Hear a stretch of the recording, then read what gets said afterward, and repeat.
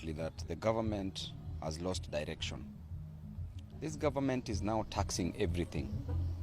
Right now, they are taxing the wigs, the weaves, the nail polish, the artificial eyebrows, and even the beards that is making our young men look more handsome. I want to tell you that a government that is stealing from our ladies is not a good government. And a real man should not steal from ladies. Our ladies are now putting on these weaves, the wigs, to attract tourists. And the main tourist attraction in this country are our beautiful ladies. So Kenya will lose billions of dollars because tourists will cease coming here.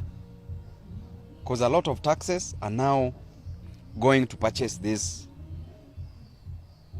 items that our ladies are using. And in this country, you are taxed to eat. Taxation on food, and it is so high, you are taxed to eat, and that is why I suspect so many people are starving to death. The Shakahola deaths, I think those are people who died because of starvation, because they didn't have money to even buy food, because that is not normal. Number two, you are taxed to live in a house.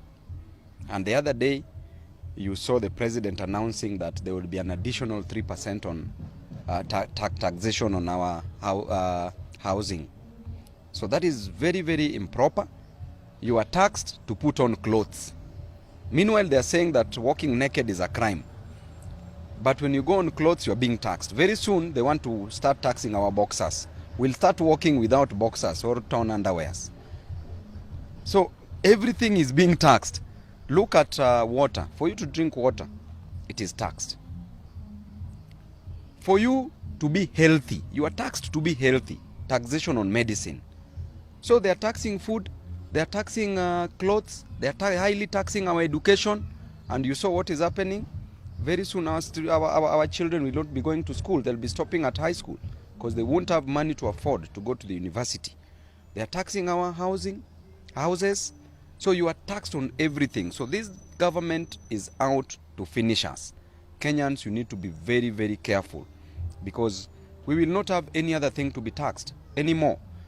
And the only thing that Ruto is not taxing is oxygen. And let us be also very careful because you might not know. Hewa itaanza kunyongwa.